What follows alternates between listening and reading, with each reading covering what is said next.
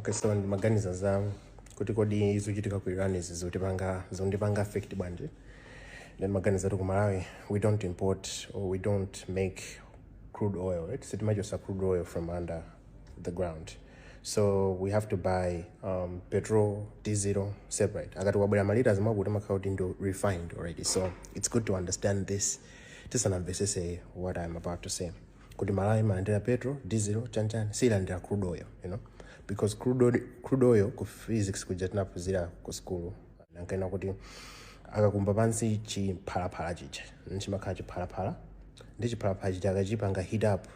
Chikapanga rise, chimapanga release ma component osiyana ngati heavier stuff zimatakhala ngati diesel ina zimene zapanga rise iko petrol, then pamatakhala some plastic pompo. So crude oil is important for to think about diesel, petrol, jet fuel, you know, but plastic, you know, where plastic people come from, maka from that. So that's crude oil. So about 75% of Japan's crude oil comes from the Middle East, you know. And cutting some percentage, I think about 10% in 2010 to Iran, but fanya sanction from the US in 2018, anasiya kugula Iran oil. For the US placed my sanctions on Iran kudanta sama igule oil. So Japan, being mostly influenced by US and Iran, couldn't say much. Anasiya kugula meneko, they found another place to buy. So 75% yawe majoga imadusa through Hormuz Strait. Now, because that's been closed, that's like a Hormuz Strait Iran, it means Japan has to figure out where to get 75% of its crude oil resources or energy resources. So in the meantime, Japan, you notice it means my warships kukapanga clear strait, since it's one of the most affected. It's a gulama reserve our oil. Full reserve is like 440 million barrels, which means in reservoir only 440 million barrels. But with the current situation, the government is deciding Kudibanga release 80 million barrels. So Japan consumes about 3.2 million barrels per siku, I think. So if we calculate the whole reserve, 440 million, we can last for about 6.7 months, I think, or less than 7 months rather. So because it can last for less than 7 months, even though they are releasing 80 million barrels, which will last for fewer days, you can say it will take about 7 months. So which means 7 months is straight kakayo they would right? My prices as into a gas. So yeah, it's just good to think about how that affects us. So small bangiso regulation ngadi mipunga ichongo sunga bena bag, you know, my canned foods aja ongweka bena bag. What is that? You know, you can use that as the world is trying to stabilize. Is this also kutuza something about energy? Kuti zimene timachosa paspanta kandomagulitsa kwa azungu ndizofunika so kwa ifeyo kuti tatisunga toka ndikumapanga refine toka zikozotithandiza koma pali zina zizoti there pali my environmental questions kuti zimaononga environment and whatnot. So I think we should also be leading in finding better, you know, energy sources and how to live on this planet without destroying it. Yeah, kutakha kumala ndreta afutikatu apa, you know. Nazakamba kuti Trump anaika ma sanctions 2018 pa Iran ndizimene zinazamangisa kuti Japan isiye kugula mafuta crude oil ku Iran.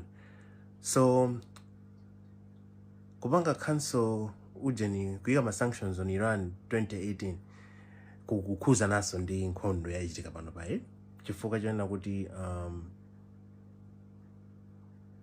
before Obama anapanga establish malamulo opanga limit enrichment ya uranium ku Iran ka uranium kukalekera kujanka kumba uranium mineral imene jayo imakusitwa ntchito kupangira mabomba ndi energy. Nasakamba video ina kuti bomba la ku Hiroshima uranium akanachoka ku Congo.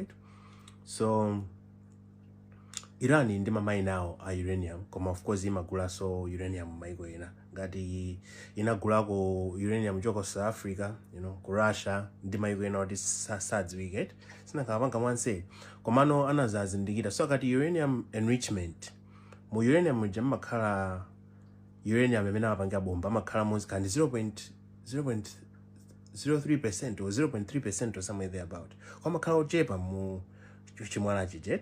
So to refine it, amamika machine nage, amakangata kumuzunguza ndima experiment amapanga there until uranium ofunika uja akwere percentage, you know, they have their ways. So akakwera akafika about 90% mpamene zimatheka nokupanga no nuclear weapons. So normally when countries akamapanga mine uranium and kumapanga refine, pamakhala ma international monitoring, you know, issues chifukwa nazakamba za rogue nation ya North Korea. Kuti North Korea imakaniko gwirika chifukwa sanathe kuiunika pamene nkapanga enrich uranium mpaka inafika kuti inadusa 90% ndikakwanitsa kupanga nuclear weapon. So country ikapanga nuclear weapon imakhala yosagwirika chifukwa ndoti kungoyamba nayo akuphulisa nawo ma nuclear weapon. Simungakaphulisa so kumene simuzotayika malo otani mwina ena maika moja noti kungochitika ataki kwakuti isatulusa mamisa ena. So nuclear weapon ukangoitulusa damage yake ndayikulu. Yeah, so they failed to stop North Korea. Ndesafunaso kuti zachitike so dziko lina. So Iran inkaona nali under surveillance. Sometime Iran under surveillance ankaona anavomera atipanga limit yani enrichment amapangisa chat ma factory yao amatenga wina uranium ndikumantulusa opangidwa refine ujet wina nampitisa ku Russia, you know, things like those. Ndiye Trump mimi amabwera 2018 basi facho odana ndi Obama ananguti amene wanda adula Obama akutaniko mauja makataniko umene koma program yake ukapanga ndiyo nda Iran ndipa sama sanctions ine ndanayipa sama sanctions Iran ndikusiya that monitoring at escalation. My Iranians 2018 anangona ngati chance ukapanga enrich uranium one said. So recently mpamene no Trump wazindikira through intelligence ya Mossad muchenimena wati CIA ibeso mphamvu mene alilikale I think since kuina Cold War 1991 samakhala nazo serious anthu amakwera ntchito kuma the information they get is surface.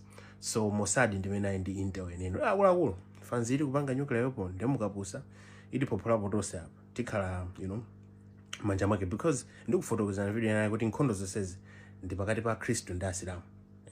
Ma Iranians amapanga believe chisilamu ndi magazi awo aja mutati muone ku America capitalism chanchani zonse zinabadwa mu Christianity umujana ma ideas amenewa.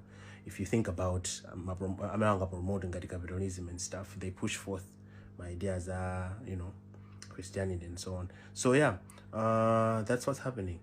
Ndiye kupita koseku kukaphulitsa kwambiri ndiyoti ngati rogue nation isakhala ndi chance yokhala ndi uranium. Otherwise ngokhala ndi uranium they would basi if they are able to make a nuclear weapon, America can't touch it anymore.